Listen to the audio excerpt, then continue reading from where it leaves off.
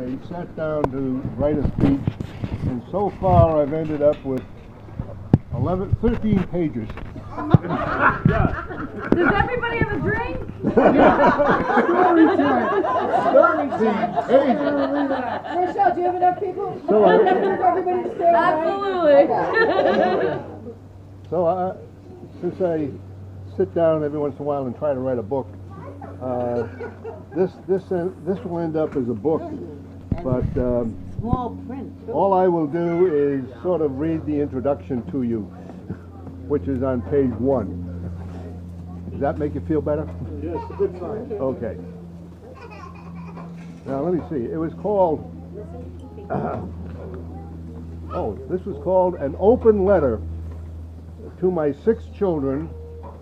Not all of them are here, but some of them are. And to their progenies. Most of them are here. And whoever might find this memoir of some of my past actions. And I'm writing you a memoir of my past actions. Watch out now. I just wish I had some written documents of my own grandparents' and great-grandparents' activities as they grew up in the 19th century. So that's the introduction. Okay. So actually this turns out to be more of a biography than, or an autobiography about me. I was born in Providence, Rhode Island on October 25, 1927, and grew up in the early years of the 20th century. Born in a Jewish hospital, my mother's firstborn, yet my 3 siblings, my sisters Jane and Natalie, and my brother Charlie, were all born at home, and my father always claimed that as I was growing up, that he had gotten the wrong baby. Probably because they had circumcised me in a Jewish hospital. And so he figured he had gotten the wrong baby. And no non-Jew male was ever circumcised, which was a Jewish custom, of course. His claim was that I was too smart to be a Christian, so here is a love letter all about what I did when I was as young as you all are today, or once were that young. And this is only the beginning, because as I told you, I ended up so far with 13 pages and I'm still writing. So I'll only read you the beginning.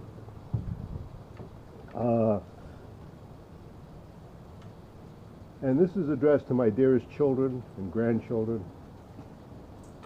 Chris, who is not here, but whose real name was Christina, which was her mother Jane's name, and her mother always claimed that she was the 6th generation of that name being married in her mother's family, who was a Pennsylvania Dutch lady named Christina Wilhelm, after her mother Christine Wilhelm, and so on down the generations.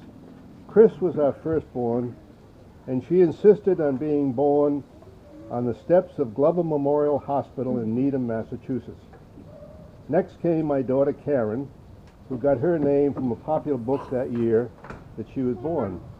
Next came my son Michael Judson, who I did not want to carry my family name, my name, because I was sure everybody would call him Bobby. He would have to live with that nickname that follows me to this day, because my sister and my brother and some cousins still call me Bobby, believe it or not. So we named him Michael, and we added the Judson and the famous and historic Judson name. I understand that some people call him Judd rather than Mike, but that's better than being Bobby. Because of Jane's experience on the front steps of the Glover Memorial Hospital, both Karen and Mike, who were born in the hospital in New Haven, Connecticut, where Jane, Chris, and I had moved because I got a job as marketing director for Winchester Repeating Arms, and we bought our little house in East Haven, Connecticut. To be on the safe side, I called the East Haven Police Department, and they gave Jane and Karen and Mike a police escort to be born inside the hospital called Grace New Haven or St. Rayfield's. Lousy memory. It was either one of those two hospitals. When we left Connecticut and bought a house on Hillcrest Road in Needham, Jane became pregnant again. I couldn't keep away from her. She was so darned attractive. And we had a stillborn baby again in Glover Memorial Hospital. When Josie, her name is now Joanna, a variation of Jane, and Rob came along, back again to Glover Memorial Hospital in Needham, where we decided to give my name to Rob, but vowed to call him Rob so no one would tag him as Bobby. Finally came Andrew Joseph, who had the distinction of stopping the Needham's 4th of July parade because he was premature and insisted on being born on the 4th of July, where Jane's doctor was the parade marshal and had to be called away from leading the parade to lead Jane and Andy to the Glover Memorial Hospital once again. This was actually the 4th time because of the one we lost between Mike and Josie. The mother of our children, Jane Judson Hall, died of a blood clot on the almost to the day of our 60th wedding anniversary in 2010. I met Jane while I was attending college and during, I don't know if you want to hear this whole history. Yes, we do.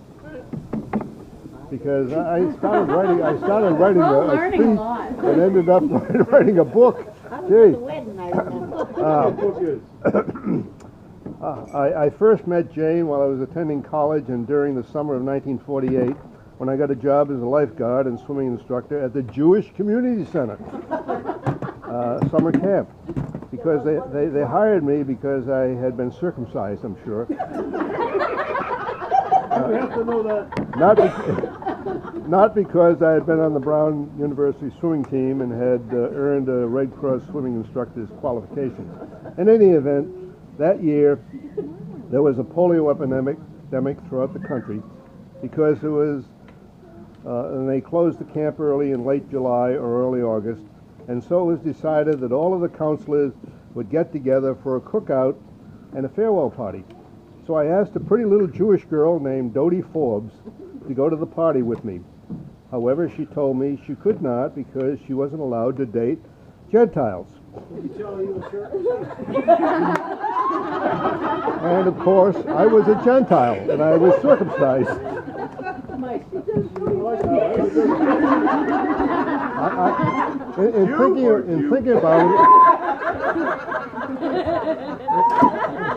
In thinking about it, I wonder if I should have shown her my circumcision.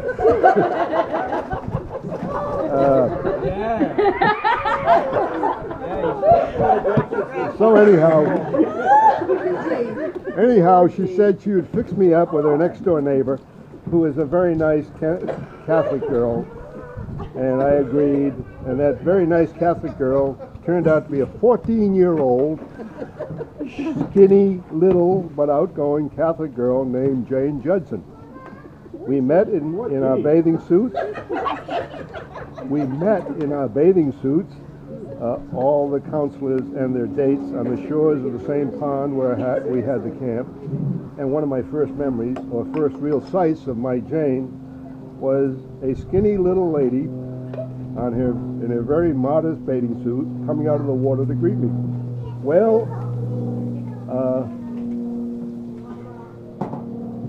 that was when I first met and fell head over heels in love with her. She was a 15-year-old high school junior, and I was a 19-year-old college senior and a World War II veteran, Navy veteran, who lied about my age when I was 16 and enlisted in the Navy in 1944.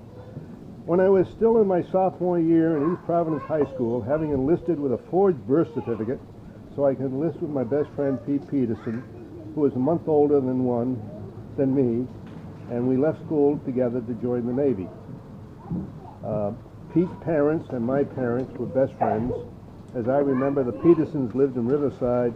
You don't want to all hear all this. Yeah, keep going. Yes, Keep we going. do. You do? Keep it clean, though. Pete's parents and my parents were best friends, and as I remember, the Petersons lived in Riverside about 2 streets away, and every other night, I think it was a Saturday night, the four would get together at my house and play penny ante poker at our kitchen table. This was during the Depression, and they would save up their pennies and play poker for pennies at a hand. My mother and Pete had their babies 1 month apart. Pete was born in September and I in October. My earliest memory, believe it or not, my earliest memory is being in a baby carriage parked next to another baby carriage holding baby Pete Peterson and parked on the sands of Crescent Park back while our mothers sat side by side talking and smoking cigarettes. Pete's house, like mine on Stanton Avenue, Riverside, was a summer house without an inside toilet or running water, but an outside well that our parents rented from the owners, who were the rich people who owned these summer cottages in Riverside and rented them out usually for the spring, fall, and winter, but sometimes we had to move out in the summer so they could live there near Narragansett Bay and Crescent Park and leave their home in Providence or Massachusetts and enjoy the summer in their summer homes in Riverside. They were rented on a monthly basis to the low-income people like my parents, who couldn't afford to own their own houses.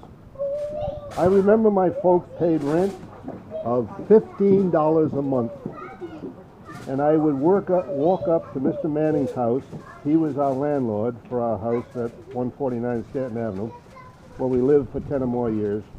My father had a job as a truck driver for Gulf Oil, and his pay was $15 a week for 6 days, 50-hour week. This goes on and on. I told you, I started writing this, and I ended up writing a book. So I can stop right there. Or Wow. You want to skip Kipi? skip Ann a now few. says no. Huh? Okay. All right, we'll continue then. I mean, what do you want me to do? Keep going. All right, I'll go for another page, and then we'll stop. Ah. While I was born in a hospital, my sister Natalie and my brother Charlie were born in that house on Stanton Avenue, No, you're wrong. and we lived there for about 25 years, regardless of what my sister says. I was born on Noble Street. All right, yeah, that was before Stanton Avenue. That was the first house. You're gonna edit. That's an edit. Sister was born on You need a pen, there's an edit. Make an edit. Anyhow, I don't know. anyhow, regardless of where Natalie was born, we lived there for about 25 years until I got out of the Navy in 1946, and I was able to use my GI Bill allowance to help my parents buy their first house on Pawtucket Avenue in East Providence, where Charlie now lives. Riverside, not East Providence. Riverside, okay. Our families all tended to live in Riverside, which was the southern tip of the East Providence Peninsula between Narragansett Bay and the Providence River, which ran from the opening of the Atlantic Ocean to Providence at the head of the bay. My mother's father, Ernest Hughes, and his second wife, Aunt Mary, lived on Halleck Avenue in a rental summer house, and my father's family, Grandpa and Grandma Hall, and Aunt Jenny and Uncle Herbie, lived on North Street and then moved to another house behind us and next to 2 vacant summer cottages. You want me to go on?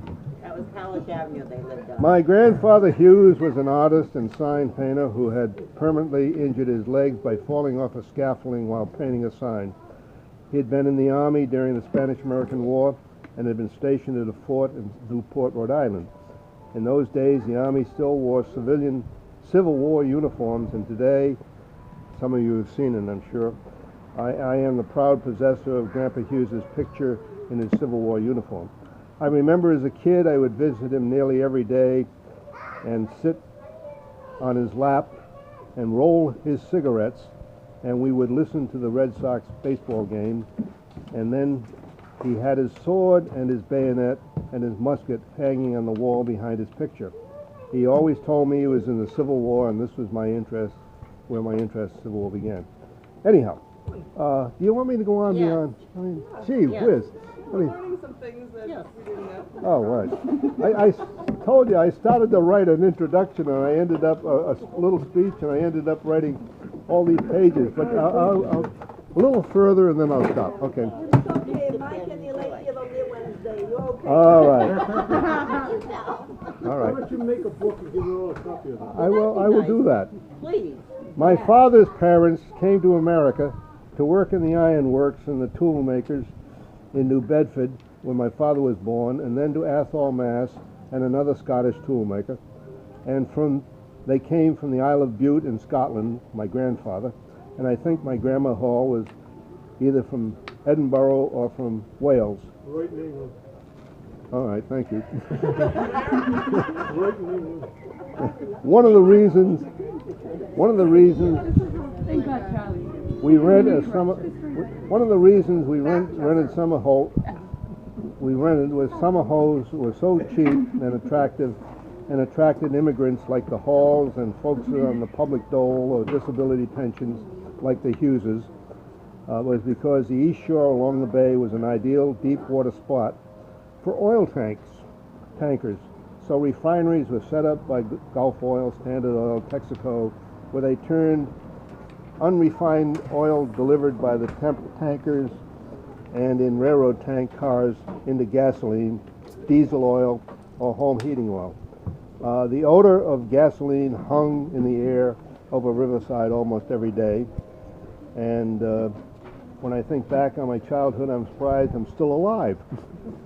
One of the places we regularly played or roamed was the Standard Oil Woods, where the oil company had a number of concrete pits, like swimming pools, filled with boiling oil, where the fumes came from that hung over Riverside.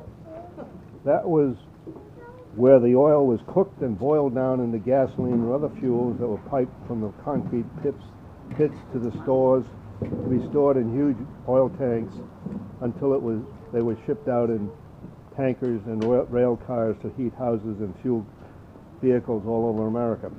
I remember as a kid we would walk along the narrow edge of the concrete tanks holding the boiling fuel. It's a miracle that no kid ever fell into that boiling oil.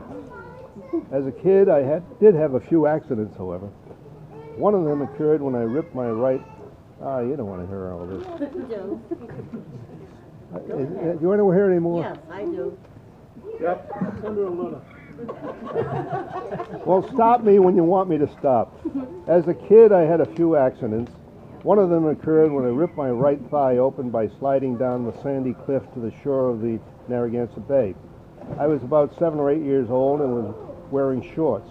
As I slid down the steep slope, I slid over the sticking up stump of a sapling that had been broken off just above the surface of the sand, and like a spear, it ripped open my right thigh. I got up and felt the blood running down my legs, so I went over to my grandfather's house, which was 1 street away from the slope, and he and my Aunt Mary bandaged me and sent me home. When I got home, my mother somehow got in touch with a visiting nurse, and she came to our house and bandaged me up. I'm sure if I had gone to a doctor, he would have stitched it up the wound. To this day, I don't know how my mother contacted the visiting nurse. In those days, we did not have a telephone, and my mother was home alone, so I don't know how she contacted the nurse. During the Depression, people couldn't afford a doctor, so the government provided services of a visiting nurse to provide medical care to the neighborhood. An interesting sidelight about the sandy slope that reaches down to the side shore of the bay. The Providence River that ran up from the ocean to Providence and formed the bay over the centuries, it had eroded down the land until it about 100 feet above the top of the land. That was a ridge about 100 feet above the shore. Houses had been built along the ridge, and the house next to where I slid down a slope had been turned into a 2 or 3 story store. A grocery store was at street level, and underneath, facing down the slope of the store, was a speakeasy, which was an illegal bar because prohibition was on. Where my father worked as a bouncer, he was a strong fighter and a drinker, and he took me on occasion into the bar. The door of the bar faced toward the shore, and I can remember when speedboats would come into the shore and deliver crates of illegal whiskey that were carried up the slope and delivered into the bar. I imagine that my father helped carry the liquor as well as drink it on many occasions. Do you want me to go any further? Gee. Yep, go ahead. Are you getting tired? Do you want a break? I remember receiving two wonderful gifts when I was a little boy, probably when I was about 5 or 6 years old.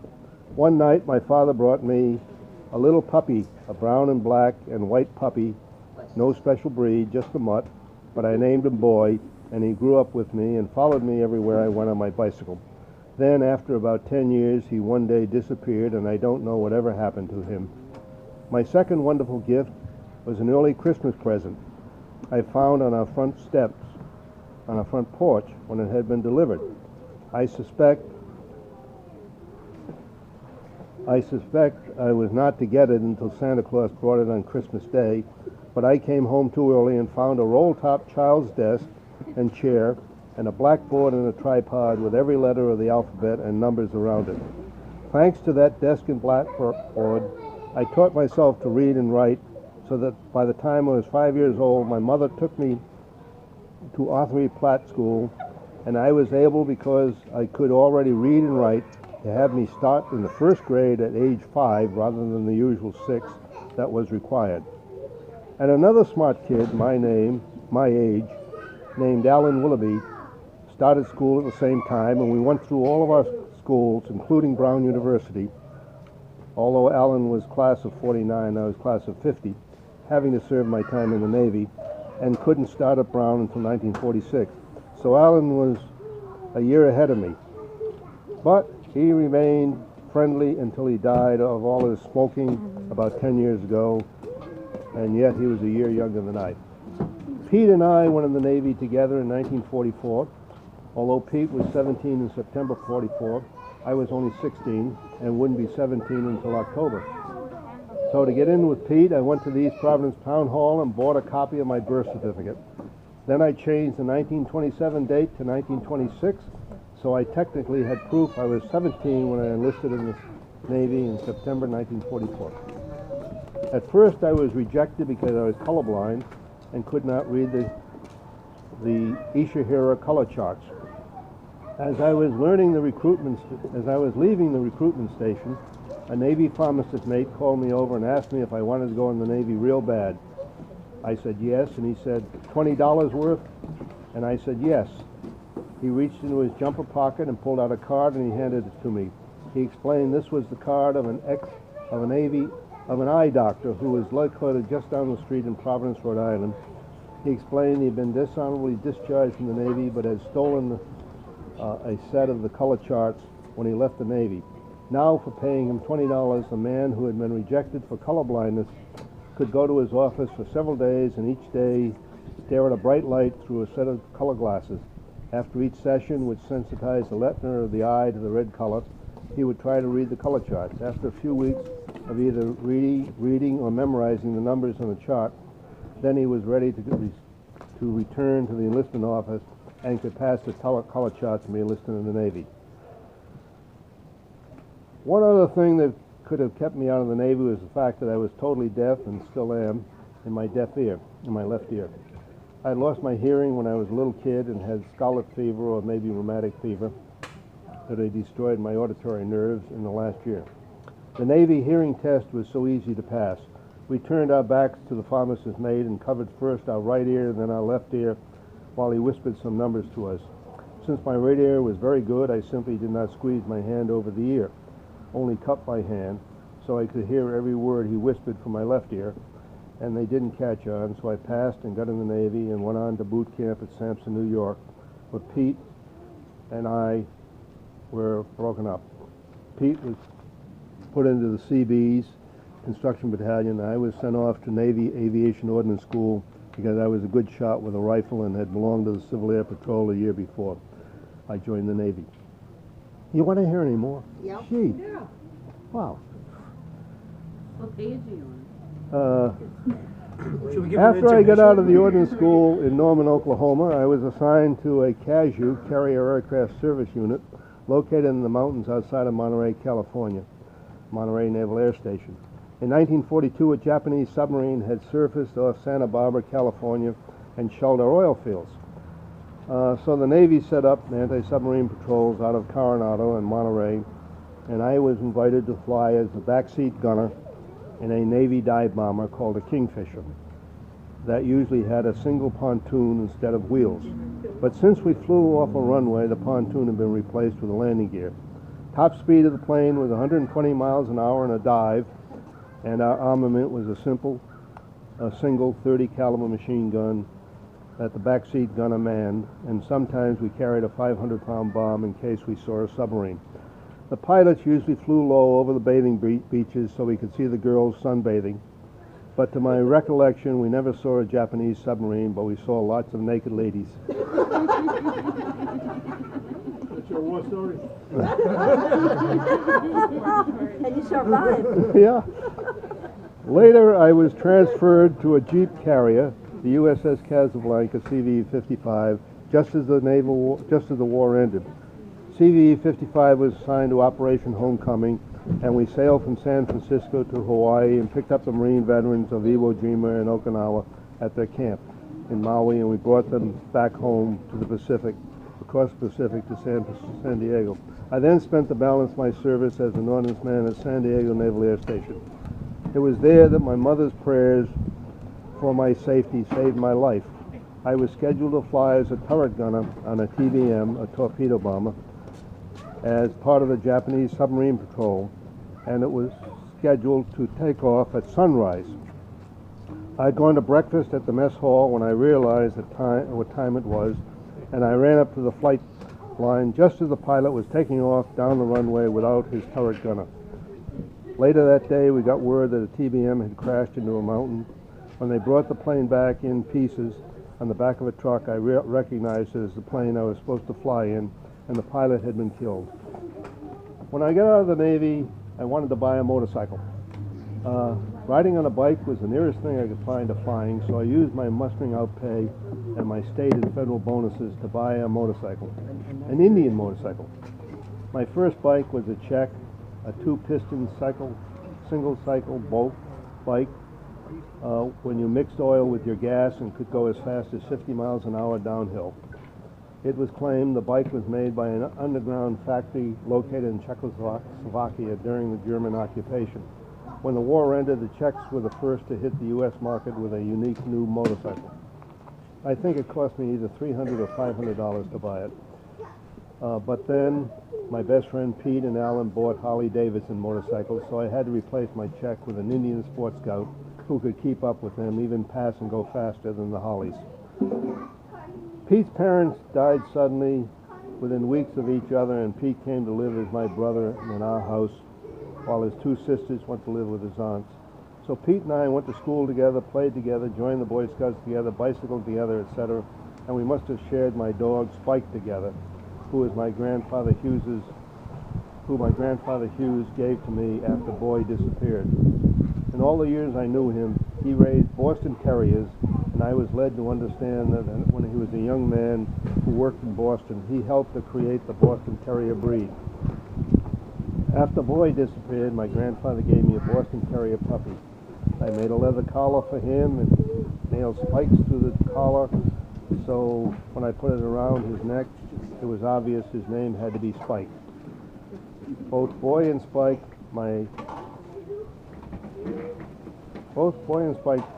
mysteriously disappeared when I was away from home. My father told me that either dog had walked along the sidewalk on a street near our house, and a car pulled up beside them and picked each dog up and drove off with them. I really can't believe that was how my two dogs disappeared, but I had no other choice than to believe him. Pete and I built trailers. You still want to hear this? Yeah. You want to take a break? Well, there's only 12 more pages to go. Gee, quick. You sure you don't want me to end this? Or No, keep going. keep going. Why don't I try to find the last paragraph? Are you tired? Am I tired? No?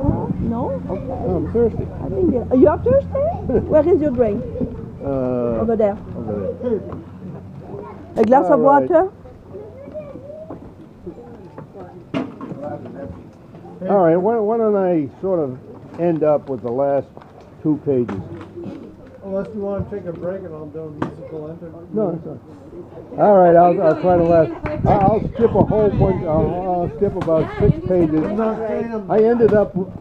I sort of get carried away when I write, and I ended up writing practically a book here, which I will eventually Will you write a copy for us? write a copy for you and get to you. Anyhow, Take a sip. Take a sip. Take a sip. To rinse your throat. well, thank you. You spit there. Be careful. Hello, you're back. Are you okay there? This was supposed to be a little speech. That's okay. I didn't really expect to read a book to you. I enjoy it. This is high tech.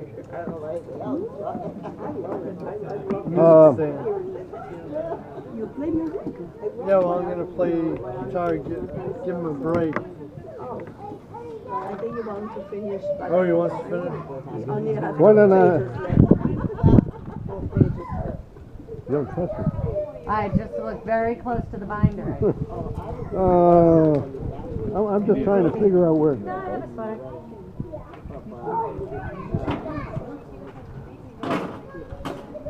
All right, I will read the.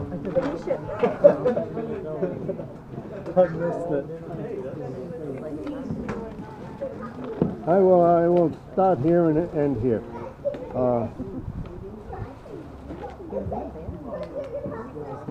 Okay. All right. I then got out of the Navy and I went to Brown, and